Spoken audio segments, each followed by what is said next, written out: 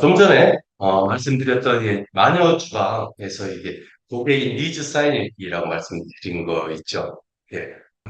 주변을 두려워버린다. 막 그러면 이제 계산을 어서 하지, 화장실 어디지 이런 마음.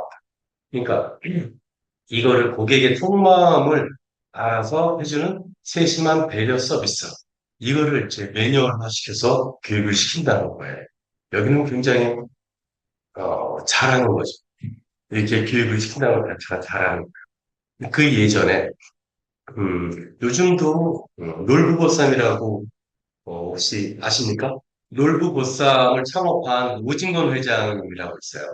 진짜 우리나라에서 최초로 해외에 예, 프랜차이즈 가맹점을 진출한 우리나라 최초의 외식 산업 대표입니다.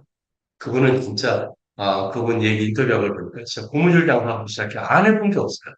그러다가 신림동 한 구석에서 보쌈을 만들어서 시작한 것이 지금의 그냥 놀보쌈 그룹이 됐는데 아무튼 그분의 그 철학이 뭐였냐면 중요한 게 애프터 서비스보다 비포 서비스가 더 중요하다.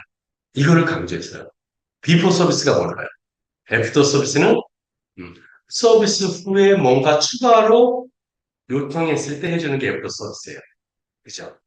비포 서비스는 뭐냐면 반대로 요청하기 전에 제공해 주는 게 피부 서비스예요. 고객이 뭘 원하는지 너무나 잘 알아. 그 식당에서 이렇게 손님이 오셨는데 지나가다 보면은 이 간단한 여러 가지 놓잖아요. 근데 그 중에 유독 저 시금치만 비어 있어. 그러면 슬그머니 가서 시금치를 딱 갖다 주면 됩니다. 그럼 고객이 하고 쳐다본대요. 그 많은 반찬 중에 시금치만 자기가 좋아하거든. 근데 그걸 어떻게 갖다 준다 이거야. 이게 별거 아니죠. 그게 바로 비포 서비스예요. 고객이 요청하기 전에 알아서 해줘. 이 만약 그만 고객의 속마음을 알고 세심한 배려를 서비스를 해준다는 게 바로 비포 서비스거든요. 그거를 그분은 40년 전에 했어요. 마케팅에서도 비포 서비스가 나, 그죠? 그러니까 고객이 요청. 더군다나 제가 아까 말씀드린 것처럼 우리나라 고객들은 불만스러워도 얘기를 하지 않고 가는 분이 7, 80%라고 했죠. 그러니까 뭐가 필요해도 얘기를 잘 안 해요. 그냥 주는 것만 먹고 가요. 더 달라고 하는 거를 좀 부끄러워해. 그렇기 때문에 알아서 갖다 주면 고마운 거예요. 사실 그게 당연한 권리인데도 불구하고 우리나라 사람 너무나 착해가 고마워한다니까. 그러면은 식당들이 발전이 없어요. 고마워할 게 아니라 당연하게 받아들여야 되거든. 내가 대가를 지불하고 갔기 때문에 거기는 당연히 제공해야 될 서비스 제공한 것 뿐이에요. 그러니까 여러분들은 진짜로 앞으로 서비스에 대해서 내가 요구할 건 당당하게 요구하는 그런 서비스 리더가 돼야 된다고 저는 생각을 합니다. 이제 다음 보도록 하겠습니다. 서비스맨의 기본적인 역할이 뭐냐? 고객과 특별한 관계를 형성하는 고객에게 편익을 제공해야 된다. 서비스가 실시하려야 된다. 고객과 특별한 관계를 형성해야 된다. 이거는 모 프랜차이즈 주점에서 그 회사의 슬로건을 갖고 있는 것 중에 하나입니다. 고객과의 특별한 관계가 뭘까요? 고객과의 인간관계. 처음 왔는데 무슨 인간관계야? 라고 할 수 있지만 고객과의 친밀한 관계를 해라. 라고 그 식당에서는 가르칩니다. 고객과 특별한 관계를 형성을 해서 친밀감을 형성이 되면 그 고객은 어떤 반응을 보일까요? 또 갑니다. 또 가고 또 가고 딴 애도 데려가고 또 가요. 이게 바로 단골이에요. 이래서 단골이 형성돼요. 내가 특별하게 회사에서 마케팅을 안 해도 그 사람은 고정 고객이 돼요. 그래서 서비스맨은 그 회사의 대표, 내가 대표다라는 마음을 갖고 그런 고객과 친밀한 관계. 꼭 사장님만 그렇게 하라는 법은 없잖아요. 근데 그렇게 하는 직원은 프로고 사장님이 그 사람을 정확하게 보고 있어요. 저 직원 때문에 손님이 오는 거예요. 당연히 포상이 주어지게. 자, 단골 고객 얘기했는데 단골 고객보다 더 중요한 고객이 뭘까요? 충성 고객이라고 그래요. 충성 고객은 그 식당, 매장, 직원하고의 관계가 때문일 수도 있고, 사장님하고의 관계 때문일 수 있어요. 그것 때문에 다시 갑니다. 충성 고객은 이 내용, 다른 내용 이사를 가면 글로 찾아가. 단골 고객인 이유는 여러 가지가 있어요. 단골은 집에서 가까워. 단골이 돼요. 가격이 싸니까 단골이 돼요.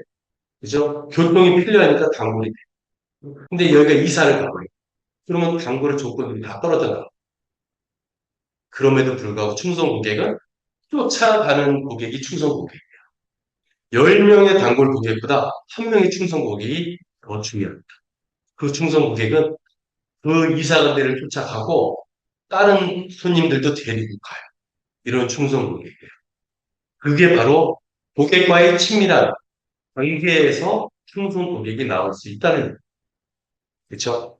무한 신뢰를 갖게 해주는 그 고객은 단골 고객 10명, 100명보다 더 중요한 거예요. 그렇죠? 그러한 무한한 신뢰를 갖게끔 하기 위해서는 이런 고객과 특별한 관계를 형성하는 것이 중요하다. 그래서 필라델피아에 어느 부부가 여행을 갔는데 비가 너무 많이 오고 막 그랬던 밤이었는데 호텔방을 못 찾아가고 했는데 방이 있냐고 만나서 방이 없었어요. 이 호텔에 작은 호텔이지만 가면 근데 그 노부부가 너무 이렇게 비가 오는데 돌아다니고 안쓰러워서 저희가 호텔 방은 없는데 제가 이거는 숙소라도 괜찮으시다면은 제공해 드리겠습니까? 라고 해서 그걸 제공했대요. 그리고 나서 체크아웃하고 갔는데 3년 후에 편지 한 장이 왔어요. 3년 전 어쩌고저쩌고에서 나한테 제공했던 당신의 방을 제공받았던 누구입니다. 당신을 위해서 호텔을 지어놨습니다. 와서 저희 호텔을 경영을 해주십시오. 이건 싫어요. 그래서 아스토리아 호텔의 최초의 총기배인이 됐다는 얘기. 우리는 고객과 친밀한 관계를 형성할 뿐만 아니라 고객한테 편익을 제공한다. 서비스의 특징은 무형성, 직원의 친절함은 당연히 서비스에서 제일 중요한데도 불구하고 음, 만들 수가 없죠. 느끼죠. 실제로 보면 객관적으로 만지거나 볼 수는 없지만 주관적으로 볼 수 있다. 그리고 용모 청결 공장 상태를 서비스 짐작할 수가 있고 또 음식 모형 레스토랑의 물리적 환경으로 제공되기도 한다. 그럼 이 무형성을 좀 가시화시키는 건 뭐냐? 보이지 않는데, 서비스가 보이지 않는 특징 갖고 있는데, 이거는 쉐이크라고, 패스트푸드 레스토랑인데, 보이지 않는 특징을 갖고 있는데, 이렇게 다 보이기만 하고 있어요. 매장. 윈도우박스요. 소비자가 직접 서비스를 경험하지 않지만, 이게 패스트푸드 레스토랑이면 금방 알 수 있잖아요. 어? 안에서 뭐 만들어지고 이런 거 다 보고 하니까 제공하는 거니까.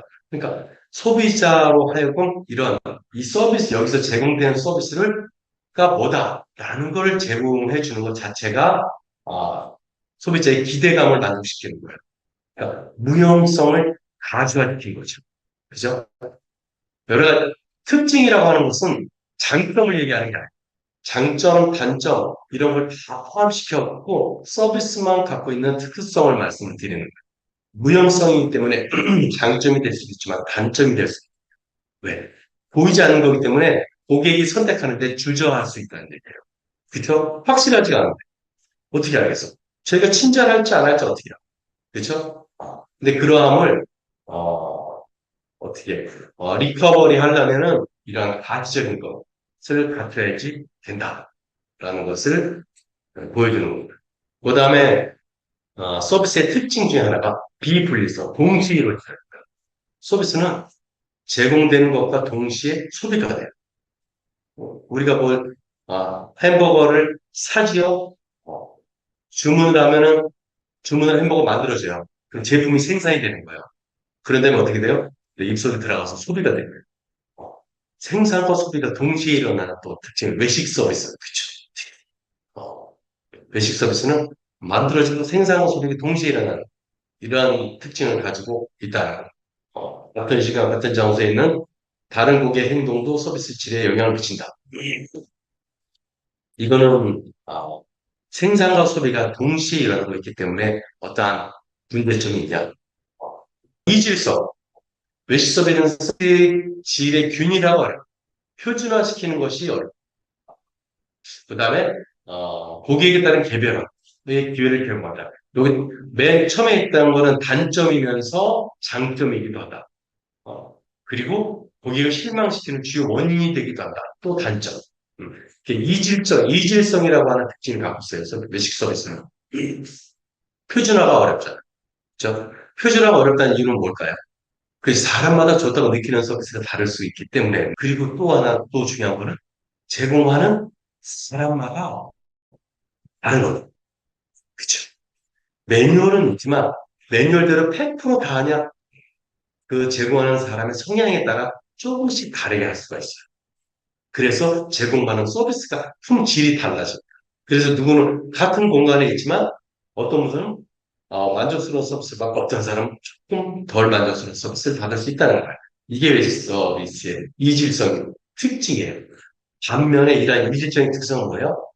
개별화, 커스터마이즈된 서비스를 받을 수 있다는 얘기예요. 똑같이 표준화된 서비스를 제공해야 된다. 프랜차이즈는 그걸 요구해요. 어떠한 하이 퀄리티 매뉴얼을 만들어 놓고 이렇게 잘해야 돼, 친절해야 돼 이렇게 얘기하지만 진짜 최고급 서비스를 받길 원해. 고객은 전부 다. 그러면 그렇게 느끼게끔 해주는 거예요. 이 사람은 베지테리언이야.